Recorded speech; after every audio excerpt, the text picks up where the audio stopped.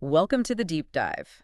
Today, we're taking a really interesting look at the history of intuition. That whole idea of like knowing something without quite knowing how you know it. Exactly. That sort of gut feeling, that sense that doesn't rely on, step-by-step logic or what we physically see or hear. And we've looked at a whole range of thinkers, haven't we? From way back in ancient times right up to, well, almost the present day. Yeah, philosophers, scientists, all trying to get a handle on this.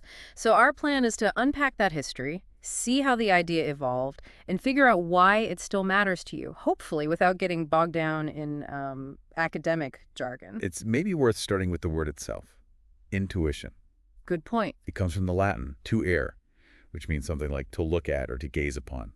So right there you get this sense of directness, yeah, and immediate seeing. Like seeing with the mind. Precisely. It's Well, often described as, belief without explicit proof, something going on subconsciously. and what's fascinating, as our sources point out, is that similar concepts pop up in Eastern philosophies too.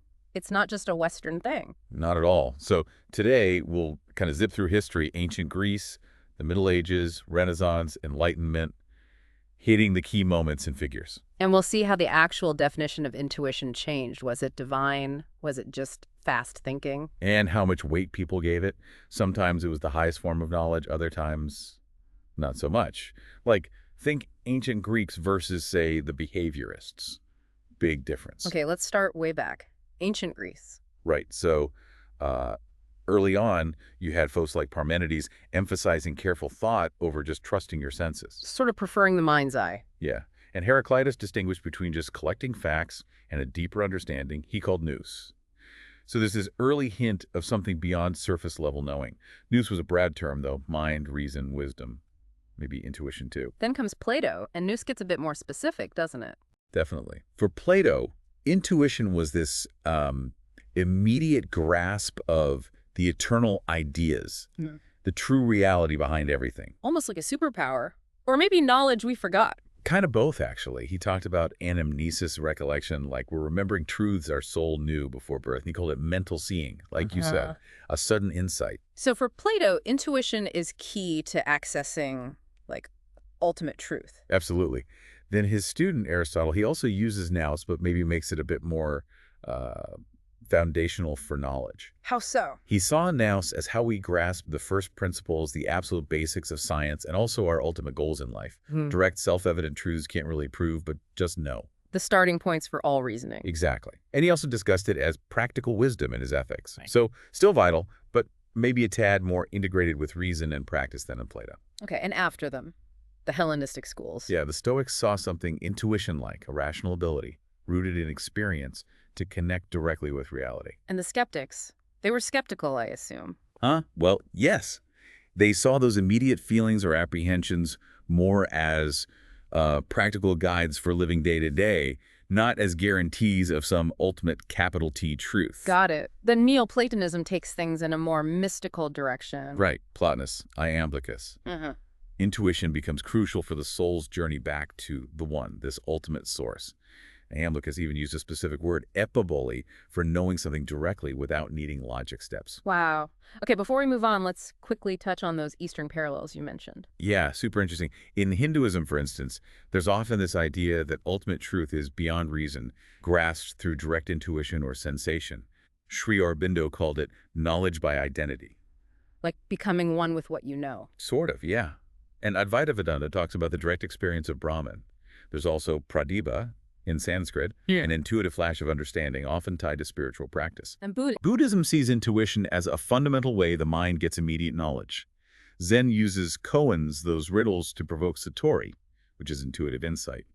And prajna, intuitive wisdom, is how you perceive reality's true nature, like emptiness. Taoism, too. Right, yeah. Intuition there is more innate, linked to effortless action, wu wei, connecting you to the flow of the Tao. It often involves quieting the conscious mind through things like meditation. So really strong emphasis on direct experience and often spiritual practice across these traditions. Okay, let's jump ahead to the Middle Ages in Europe. So early on, you have St. Augustine, heavily influenced by Neoplatonism. He used the Latin intuere, related to our word intuition, for the mind grasping eternal truth through divine illumination, an inner teacher, basically. God guarantees the truth of the intuition. Essentially, yes. Later, in the High Middle Ages, Thomas Aquinas engages with Aristotle. He talks about intellectus, the intellect grasping first principles, which sometimes gets linked to intuition. He even distinguished sensory versus intellectual There's intuition. others like Scotus and Occam. They explored cognitio intuitive, intuitive cognition as a direct awareness of particular things, Hmm. individual objects or events. For Occam, it was about immediately knowing contingent facts, things that happen to be true right now. So a basis for empirical knowledge almost? You can see it that way. And alongside this, you have Christian mysticism really flourishing, seeking that direct, intuitive communion with God. Right. Fast forward to the Renaissance, a revival of Plato. Yeah, and with it, likely renewed interest in that Platonic idea of intellectual intuition for higher knowledge, unlocking human potential. Then the scientific revolution and early modern philosophy, big shifts here. Huge.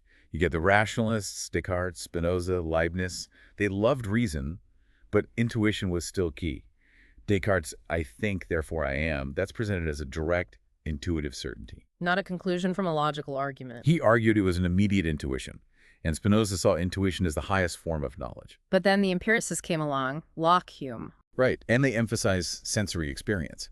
Locke actually allowed for intuitive knowledge, the immediate perception of agreement between ideas as the highest certainty.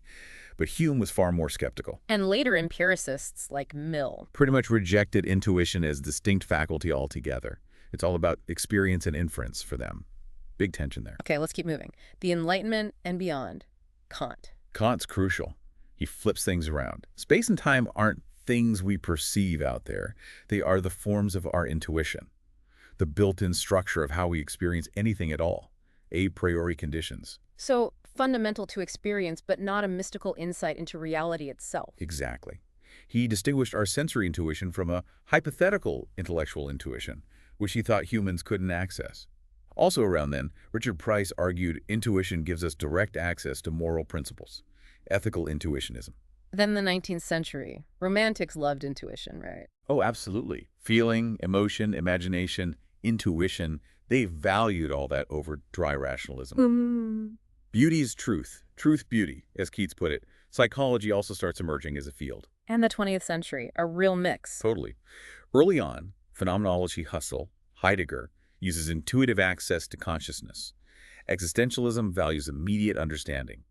Even in math, Brouwer's intuitionism based truth on mental construction. But then things shifted again. Yeah, behaviorism in psychology pretty much ignored anything subjective like intuition, but then cognitive science came along and started looking at it again, often framing it as rapid, non-conscious processing, like in dual process theories. The fast thinking idea. Right, and humanistic psychology, Rogers, Young, they champion intuition for self-understanding and accessing the unconscious. So today, there's renewed interest across the board. Philosophy, psychology, neuroscience. Definitely. People are studying its neural basis, its role in decision-making, expertise, creativity.